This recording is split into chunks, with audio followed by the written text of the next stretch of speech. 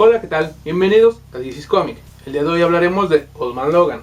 Esta es una historia publicada por Marvel entre los años 2008 y 2009 en el segundo volumen de Wolverine. Con el tiempo ha ganado bastante popularidad y se ha vuelto una historia referente del personaje, y esto ha provocado que existan ediciones en muchos países de habla hispana. Aquí en México se ha publicado de tres formas. La primera fue en grapas, la segunda fue este hardcover, y actualmente, justo en estos días, en una nueva edición deluxe. Este nuevo hardcover salió con una novedad para las ediciones de Televisa, cuenta con un cubrepolvos de una calidad bastante aceptable, tiene un buen papel que absorbe bien los colores, y hay algunos cambios ligeros en el diseño y detalles del interior. Así que si quieren conseguir esta obra, esta es una oportunidad bastante buena. Ahora pasando directamente a la historia, podemos ver que es una obra de Mark Millar, un autor del que hablé un poco en general en el video de Red Son. Ahí pueden ver que dividí su carrera en tres etapas, y Old Man Logan se encuentra ubicada en la segunda, una etapa en la que estaba trabajando de lleno en Marvel y era uno de los autores mejor posicionados. Muestra de ello es que seguía siendo uno de los arquitectos importantes del universo Ultimate, y podemos resaltar su trabajo de Ultimates 2. Asimismo se le dio uno de los grandes eventos marvelianos, Civil War. También lo encontramos metido en otra línea separada del universo Marvel principal, Marvel Knights con Spider-Man. Y por supuesto realizó algunos trabajos en Icon, como Kick-Ass y Nemesis. Probablemente ya notaron cierto patrón en su trabajo en Marvel. Por lo general los personajes y situaciones no estaban muy apegados a lo que comúnmente se les conocía. Old Man Logan de buenas a primeras nos puede parecer un what if, y ciertamente gana mucho como historia si la vemos así. La trama nos presenta un mundo prácticamente posapocalíptico, en el cual han pasado 50 años desde que todos los héroes cayeron, ya que los villanos por fin lograron ponerse de acuerdo y los destrozaron. Wolverine no fue eliminado, pero sí fue lastimado internamente de una forma brutal. El cómo lograron dañarlo de inicio es un misterio, pero básicamente podemos ver las consecuencias. No ha sacado las garras en muchos años, no ha hecho nada para intentar arreglar las cosas, simplemente está viejo y retirado viviendo en una granja con su familia. Sin embargo, no es una vida apacible. Esa versión de Estados Unidos fue repartida entre los mayores villanos, y el territorio donde vive Logan pertenece a Hulk. Los descendientes de este cada mes cobran un impuesto, y para el arranque de la obra, Logan no tiene cómo pagarlo. La situación es preocupante y podría tornarse muy peligrosa, pero afortunadamente llega un viejo Hawkeye y le ofrece un negocio a Logan. Así ambos comienzan un viaje, y la historia se nos va a presentarnos elementos del universo Marvel manejados de forma muy distinta, algunas muy buenas partes de acción y una gran revelación. Como pueden ver, la trama es bastante sencilla y tiene un manejo muy lineal. En el inicio solo se establece el mundo y al personaje principal. El desarrollo y gran parte de la historia simplemente es un viaje, en el cual van pasando situaciones de peligro momentáneas, referencias al universo Marvel y algunas revelaciones. Por otro lado, las bases e inspiración para esta historia son bastante claras. Millar utiliza un mundo posapocalíptico con mucho parecido a Mad Max, le inyecta distintos elementos del género western, tomando como principal referencia al cine con obras como Forgiven. Además añade un Wolverine que de principio puede parecer muy distinto, lo encontramos seriamente traumado y derrotado, y conforme avanza la historia nos muestra su faceta más agresiva. Puedo decir que para desarrollar esta historia Millar maneja dos conceptos principales. El primero es algo que hacen muy habitualmente autores como Stephen King, tomar dos cosas que quizá no tengan mucho que ver entre sí, en este caso western y Wolverine, y mezclarlos. Esto le ayuda a tener un skinning interesante, que le permite manejar el tono, los personajes y algunos elementos de la forma que quiera.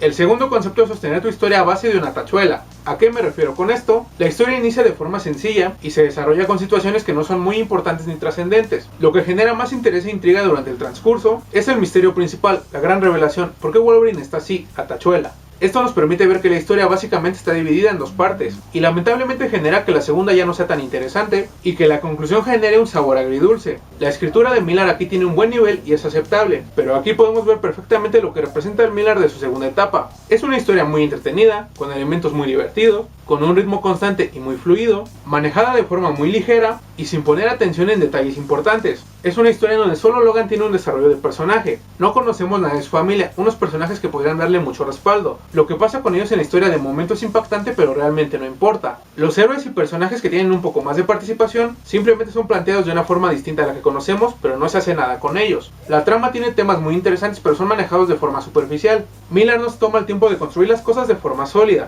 Únicamente vemos una sucesión de eventos. Así que redondeando, esta es una obra bastante buena en cuestión de entretenimiento. Es una obra con un arranque muy bueno, un concepto que Millar ya ha usado en mayor o menor medida en The Wanted y Marvel Knights Spider-Man, llevado un poco más lejos pero de nuevo sin profundidad, y que se enfoca mucho en cimentar camino para una revelación bastante impactante. Old Man Logan es un cómic palomero, en general creo que todos lo podrán encontrar disfrutable, y habrá quien pueda irse a los opuestos. A algunos por ciertas incongruencias y carencias de Millar les puede parecer una historia muy mala, y a otros por la emoción del momento les puede parecer una obra maestra. Incluso alguna vez escuché a alguien compararla con Dark Knight Returns, pero no, en ambos casos está muy alejada de eso. Ciertos huecos que la harían ver mala se solucionan si la apreciamos como un what if, y por el otro lado no es una obra maestra, es una obra que se queda corta en muchos aspectos, y la única similitud que tiene con Returns es que el héroe está viejo. Entonces, analizando en general y tratando de manejarlo de la forma más objetiva posible, creo que Old Man Logan se encuentra en el punto medio. Es una obra muy atractiva y que da un buen entretenimiento, pero nunca logra despegar a hacer algo más. Ahora, para complementar la lectura, mencionaré un par de cosas. Esta obra funciona de maravilla por sí sola,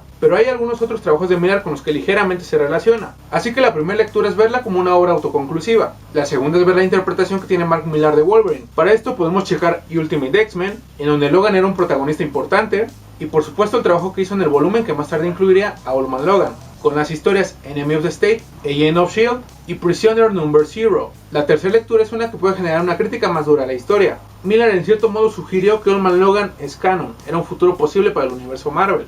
Eso agravaría sus huecos e incongruencias, pero posteriormente Marvel y otros autores se olvidaron de ello. Para entender a qué me refiero, chequen la etapa de Miller en los Cuatro Fantásticos, la cual va de los números 554 al 569, y también chequen la serie limitada de 6 números Marvel 1985.